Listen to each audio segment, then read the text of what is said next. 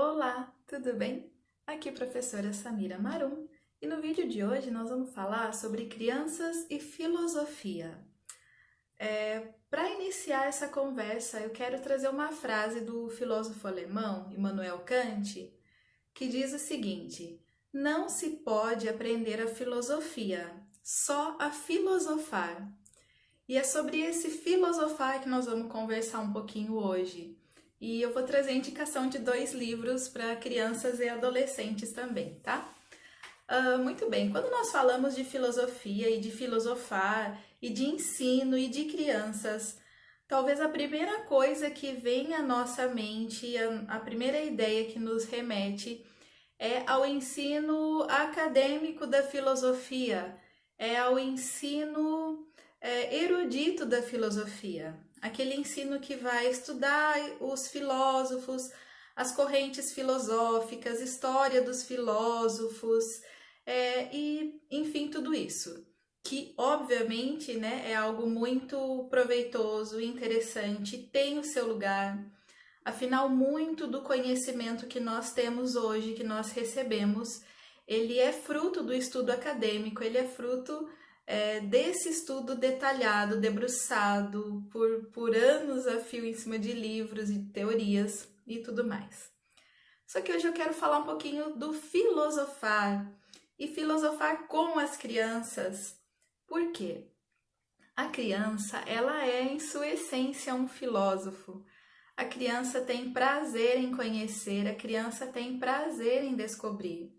E é dessa arte da descoberta, dessa arte do conhecer. A filosofia trata disso, a filosofia é a arte do assombro, da contemplação da vida, né? Mais do que tudo, mais do que qualquer corrente filosófica possa definir. A filosofia é isso, né? É a arte de conhecer a vida, o desejo por conhecer, né? E eu quero, para começar esse filosofar, né, com vocês, falar um pouquinho e trazer alguma coisa do livro O Mundo de Sofia. O Mundo de Sofia já é um clássico, né, da literatura. É um livro indicado para, acredito que mais para adolescentes, do Joyce Gardner. E eu vou ler para vocês 2 trechinhos dele que me fizeram lembrar do porquê da ponte de crianças e filosofia. Na verdade, quando eu ia fazer esse vídeo, eu queria indicar, a intenção era indicar esse aqui, ó. E tem alguém aí do Joyce Gardner também, que também fala de filosofia para crianças. Aliás, ele filosofa com as crianças. Mas eu quero ler 2 trechinhos. Eu precisei pôr óculos, né? Enfim, a idade chega. Eu vou tentar ser sucinta no assunto, é algo que eu gosto muito de falar, mas esse formato de YouTube a gente tem que reduzir. No livro Mundo de Sofia, ele diz o seguinte na página 28. A única coisa de que necessitamos para ser filósofos é a capacidade de nos admirarmos com as coisas. Depois, na página 30, é o início do livro, ele diz o seguinte: ainda que as questões filosóficas digam respeito a todos os homens, nem todos se tornam filósofos. Por diferentes motivos, a maioria fica tão presa ao cotidiano que a admiração pela vida é relegada a um segundo plano. Para as crianças, o mundo e tudo que existe aqui é algo novo que causa estranhamento. Não funciona assim com os adultos. A maioria dos adultos considera o mundo uma coisa banal. Filósofos e crianças têm esse ponto em comum. Assim, você pode muito bem dizer que, nesse aspecto, um filósofo se comporta como uma criança durante toda a sua vida. Então, o filosofar é de fato a arte do conhecer, né? Esse estranhamento, essa descoberta. E a gente precisa admitir que as crianças têm muito disso, né? Às vezes a gente se queixa de que a criança é preguiçosa, ela não quer saber. Mas por que será que ela não quer saber? Por que será que essa criança não vai bem na escola, né? Que tipo de conhecimento de mundo está sendo colocado para ela? Não só no contexto escolar, mas no contexto de vida, né? Eu estava lendo um livro, outro livro hoje, do Rubem Alves e o Gilberto de Menstein, Fomos Maus Alunos, e ele diz que na curiosidade não há preguiça. Uma criança que está curiosa, que está estimulada com a sua curiosidade, ela não tem preguiça de aprender. É que a gente sempre tenta encaixar as coisas e o conhecimento de mundo numa trilhazinha e acha que todo mundo tem que seguir aquela mesma trilha igual, né? Então, a intenção desse vídeo é a gente refletir também sobre isso. Como que uma criança vai adquirir esse conhecimento de mundo? Somente sentada numa carteira na escola? Né? O quanto de questionamento é permitido para a criança em casa, na escola? Porque o filosofar, as perguntas, esse conhecer do mundo através desse conhecimento filosófico, do pensamento, melhor dizendo, do pensamento filosófico, ele é a base para que uma criança pense por si. Não é isso que a gente quer, né? É um adulto depois, né? Eu não gosto muito dessa ideia de educar uma criança só pensando em quando ela for adulta ou adulto, né? Porque a vida da criança é o hoje, né? É o hoje, a gente não pode desperdiçar isso. Mas exercitar o pensamento filosófico é dar à criança bases para que ela pense por si, para que ela tenha uma visão crítica da vida, uma visão crítica das coisas. Quando eu digo uma visão crítica, é ela conseguir tomar de várias informações, tomar de vários aspectos e criar a sua visão de mundo e decidir por que caminho ela ir, tá? Dentro disso, e ainda na proposta de ser sucinta, porque teria muita coisa para falar, eu já quero trazer para vocês esse livro que eu amo de paixão. Ei, tem alguém aí? Também é do Joyce Gardner.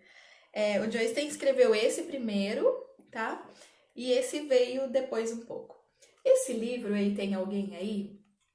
Ele já é para crianças em torno de 8, 9 anos, porém crianças que gostem de ler e já tenham até um certo repertório. É para crianças que são curiosas, para crianças que gostam de falar sobre a vida e filosofar, enfim, né? Esse livro também, muito gostoso, eu gosto demais desse livro. Ele conta a história, ele narra a história de dois garotos. E, na verdade, um dos garotos é o autor do livro, é a carta que ele escreve para uma sobrinha agora, que ela tem 8 anos e vai ganhar um irmãozinho. E um desses meninos, quando o fato aconteceu, ele tinha 8 anos e ia ganhar um irmãozinho. No dia que esse garotinho, que é o Joaquim, ele vai ganhar o irmãozinho, ou melhor, na noite que ele vai ganhar o irmãozinho, ele recebe a visita de um outro menino que é de outro planeta, como se fosse um pequeno príncipe que chegou e caiu lá no quintal dele. A hora que o Joaquim ouve, ele tá lá pendurado na macieira do quintal. E esses dois meninos, então, de 8 anos, passam 24 horas juntos e nessas 24 horas eles filosofam muito. E é muito prazeroso, eu tenho muito prazer na leitura e gosto que as crianças tenham também. É muito prazeroso eles conversando sobre as coisas da vida, sobre coisas profundas da vida, numa linguagem de crianças de 8 anos de idade, um pouquinho mais talvez. Eu não vou falar muito da história, para não ficar dando muito spoiler, mas eu queria só dizer o seguinte, esses dois meninos, como o Joaquim era aqui da Terra e o outro, que é o Mika, de outro planeta, a conversa se desenrola muito assim nas comparações entre os planetas, entre o que eles têm de comum e o que eles têm de diferente. Mas o Joaquim percebe que cada vez que ele faz uma pergunta para o Mika se inclina em reverência para ele. E daí o Joaquim pergunta, mas por que você está fazendo isso? É só uma pergunta. E o Mika fala que no planeta de onde ele veio, as perguntas são sempre mais importantes que as respostas. Então, toda boa pergunta merece uma reverência. Ele diz que a resposta é somente uma parte do caminho. A resposta te leva até um ponto do caminho, mas somente as perguntas, somente as boas perguntas te fazem prosseguir na caminhada.